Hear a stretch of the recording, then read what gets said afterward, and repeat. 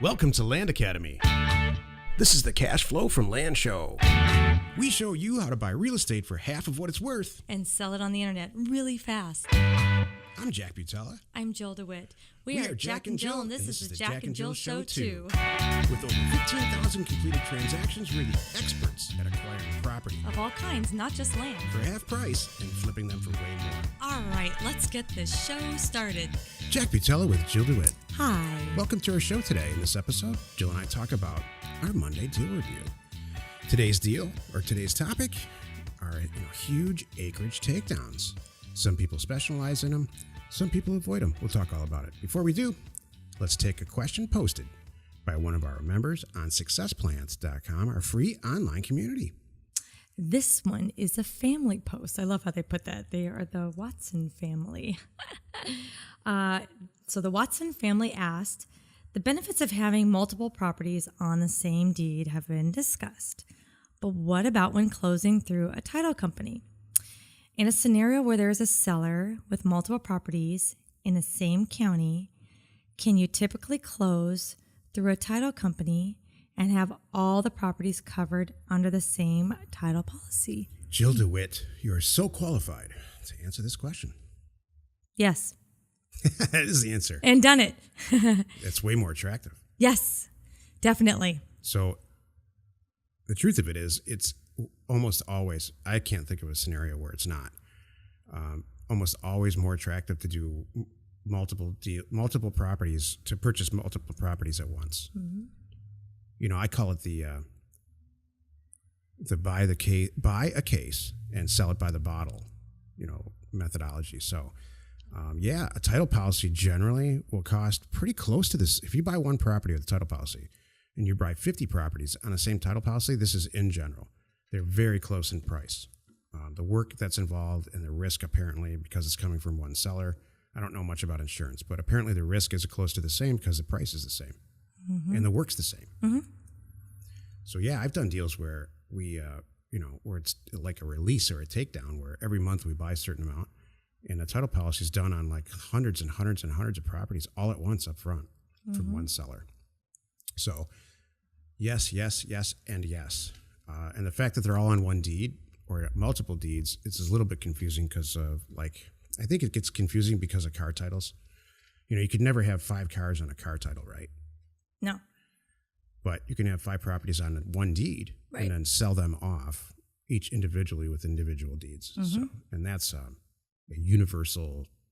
Once you do 5 or 10 deals, you realize that's just how it goes. So that's the norm. What's interesting too, I was going to add for the Watson family, this sounds like maybe like a big deal transaction, but it's not. It's kind of the easiest for you of all of them because they're doing everything for you all at once with all the properties and the same seller. So I love these. These are fantastic. Yeah. And another thing I'd like to point out is when you have title insurance, make that a big deal in your posting. That really is a nice thing. You paid extra for that. So you want to brag about that. And some buyers, will really go, oh, that's, they like that coming into it. They can see, these must be bigger deals that you're paying for it too. There's either something going on that maybe there's a trust or something involved because that's why you're bringing in a title agency, or these are more valuable properties. Either way, that's great. Yeah. And make sure you brag about that and price accordingly. Maybe mark it up a little bit because it comes with title insurance and you've already done some of the extra work that people might want. We literally put a link. If you go to landstay.com and you see our completed sales, you'll see a link to the actual scanned-in policy. We've got, 10,000, maybe more than that, way more than that, actually, properties that have been purchased, and we can go back and see the title policies. You know what? You just brought up a good point. Exactly. So, when you guys post this property, Jack's right. We do that. You'll have images of the property. You'll also have a link right there to the title policy so they can see it. Exactly. So that's good. There's advice. A company, the Watson. This is about the Watson family. The Watson family. I love how that whole presentation. Uh-huh. There's a very successful group of real estate agents in the Phoenix area, and they're called, their last name is Callaway.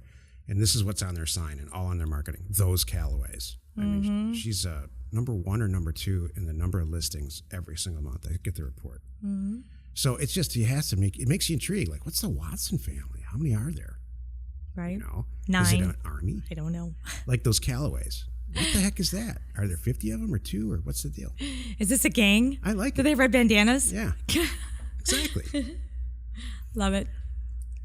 Today's topic is Monday Deal Review. Every Monday, Jill and I talk about properties that we're working on. Well, just like you could almost, really set your watch by it, a huge deal came across our desk, actually from a member.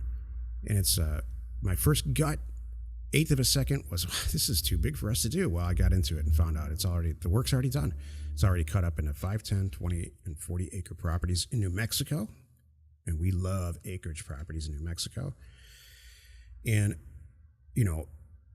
when this is all said and done, and if the planets are aligned, and they never are, but when it all works the way it should, all of us involved will probably make in excess of between 800 and 1.5 to 1.7 million in cash.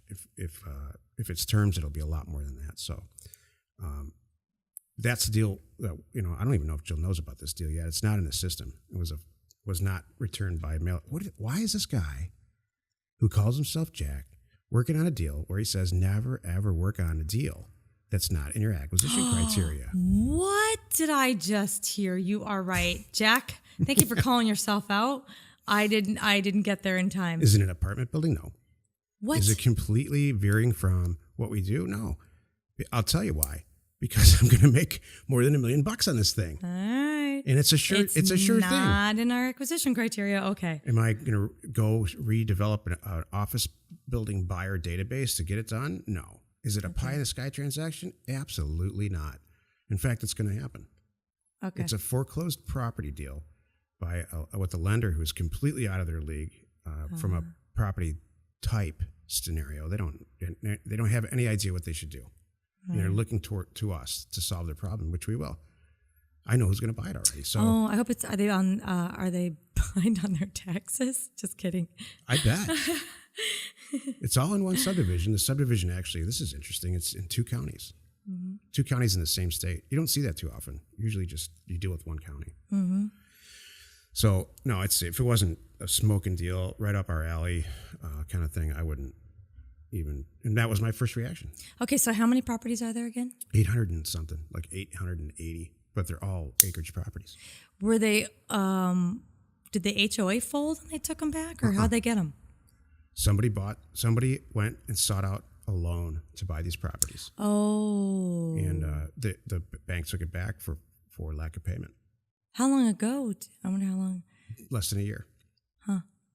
Interesting. It's a slam dunk deal. We're buying it for less than $100 an acre. Oh, and nice. You and I have personal experience together selling property in the same subdivision for one hell of a lot more than $100 an acre for cash. And that's why the pieces, like I said, I wouldn't be working on this deal if I didn't know we could get it done.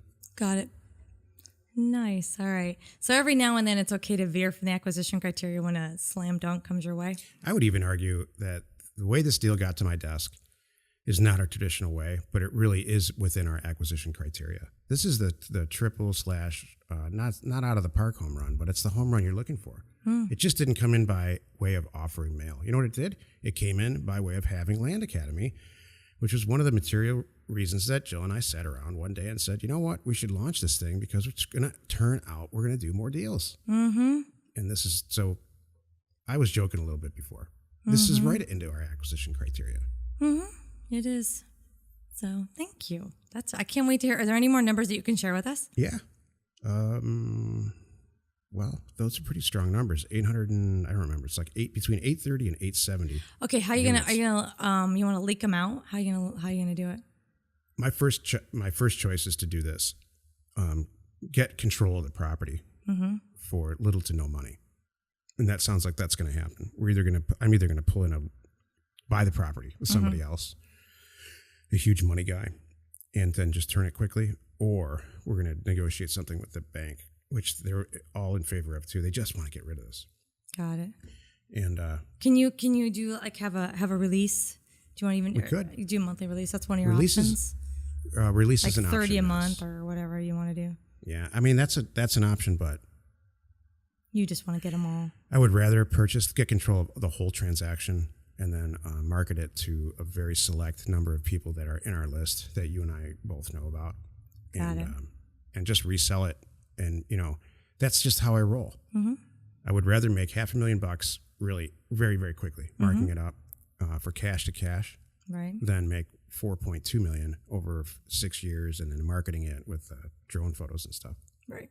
Because there's another deal that's going to come around the corner just like this next month. Exactly. There's a lot of people listening to this right now saying you are off your rocker. Why? Oh, would you make by doing it that way. $500,000 That's instead of 4.2 or some number. That's just the way, Jack. That's the way you like to do it. Yeah. And I'm with you. I mean, there's a reason to that. It's like we are wholesalers when it comes to this thing. Yeah. And we hope that that person makes a fortune because they are now our best customer forever. Well, that's who's going to buy it from me. The person who's going to buy it from me is going to go do that. They're going to go make $4 million on it. They already have, and that's why they're on our list too, by the way. Exactly. But just not at this scale. So there you go. This is the technical 2 minutes of property investment advice from our 15-year, 15,000 deal experience. So know the difference between veering from your acquisition criteria and not veering. It's a fine line to dance on, but I'll tell you, if you think you have to recreate the wheel because you might make some money, even though it's in real estate, specifically maybe a different product type like strip malls or something, that's out of your acquisition criteria. But you don't have to be a crazy engineering weirdo about it and say A to B to C has to happen before I will even look at it or sell it or buy it. Know that line. Hey, and if you have a question or you want to be on the show, call 800-725-8816. Jill, inspire us. Kind of ties into this. Don't be afraid, but do your research, then decide. Because, like you said, Jack, even this is a good example. This came across my desk, forget it, not my thing. I don't want to deal with that many properties. It's just so much work. I might have to, it would have been easy to say pass, but you did take a moment. You did do the research and find out, wow, A, B, C, D, and E are already done. Yeah.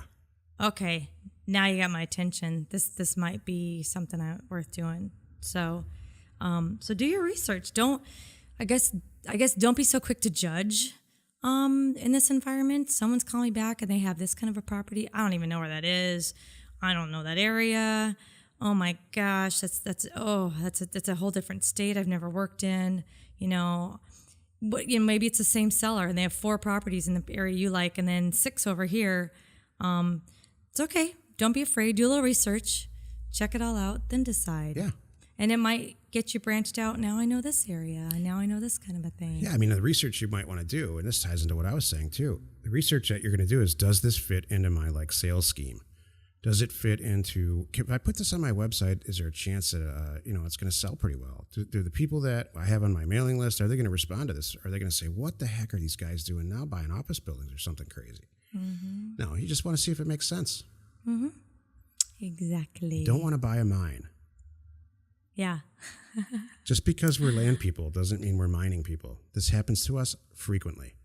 I don't know why. I've had the people ask about grazing. Do you ever at property for farm animals? Here's a list of things that I know really nothing about. Not my thing, no. Cattle ranching, Right. Mining, mineral rights, farming of any kind. Baseball.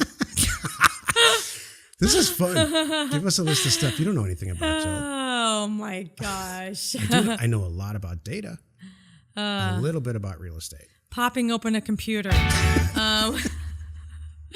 Cooking. We should do a show about this. That's good. Oh, that's funny. I'm trying to think. There's a lot of things that I don't know a lot about. And I'm good with that. Development. I don't know much about that. Vertical construction. Don't know about it. I know a little bit about subdividing. There you go. This is fun. I'm trying to think. Give me some. Anything electrical.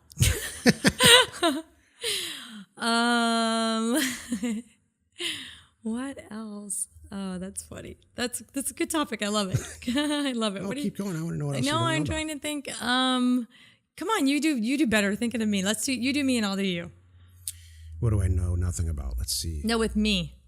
Oh, I'm going to say what you don't know about. Yeah, Jill, you don't realize this. How about this? This could even be more fun. Jill, what do you think you know something about and you really don't know? Okay. Jill loves to sing and she doesn't know anything about that. I'm familiar with that now. I know that. I know that. Thanks a lot. All right, you're next. Go. Oh my goodness, this is gonna be good. Oh, I don't know. I'm gone now. I can't think of one. Jack, I'm having a hard time. It's really good though. I know. I'm like having a brain fade. Maybe it's just I don't know. I have a brain fade. Like I have all the. You know what it is, Jack? I have all the stuff in my mind right now. I have all these things going on, and I'm just.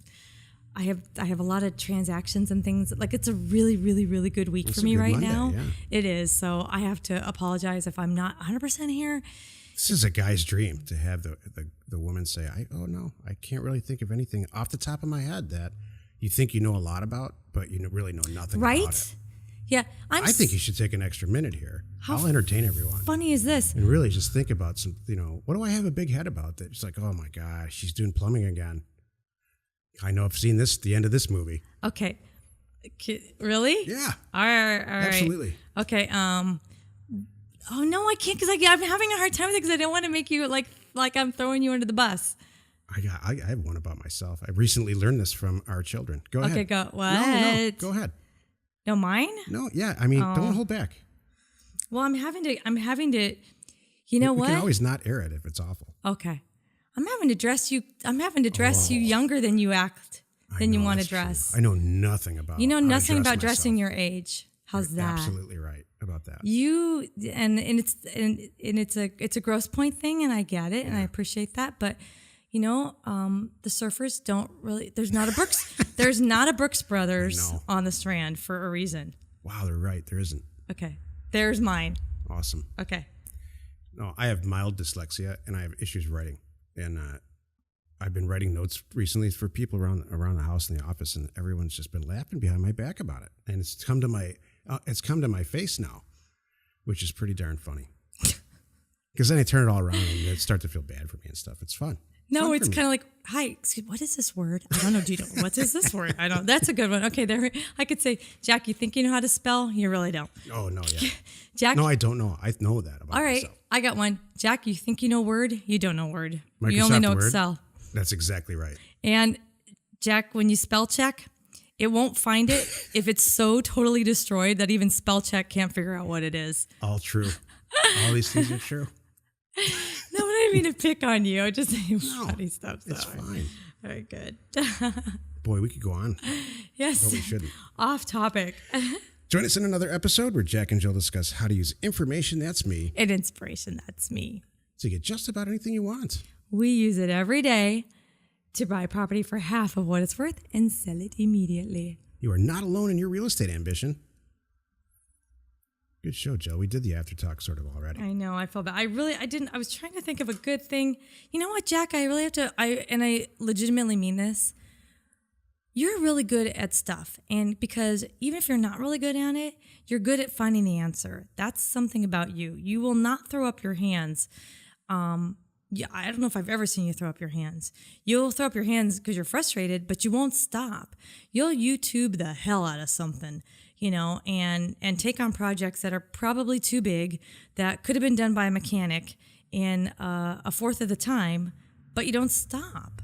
So it's hard for me to come up with things that, so how can I say you're not good at it? You just haven't developed it yet. That's really actually a nice compliment. Thank you. Welcome. It's true. Yeah. I mean, I've given myself a lot of criticism about, there's certain stuff you should just never take on. We're going through a huge virtual assistant / outsource movement right now. Change in our companies because there's some people out there who are just experts at tiny little things that we do. Mm-hmm. Like producing a podcast, for instance, that are way better and it's way cheaper in the end to have that done. So I'm trying to reel that back in a little bit. Mm-hmm. It's only 24 hours in a day. I know. Isn't that funny? Should be spend at least half your time having fun. That's what I say. Not sleeping. Right. Skip the sleep. That doesn't come up. Jack and Jill, information and inspiration to buy undervalued property. We are Jack and Jill, and this was the Cash Flow from Land Show. We are the experts at acquiring property Of all kinds, not just land. for half price, just so we can flip it for way more. And really fast. Thanks for listening. Let's go buy some property. If you want to get involved or you need more information about our profitable, niche real estate operation, call 480-467-0359. You just might get Jill at the other end of the line. LandAcademy.com. You are not alone in your real estate ambition.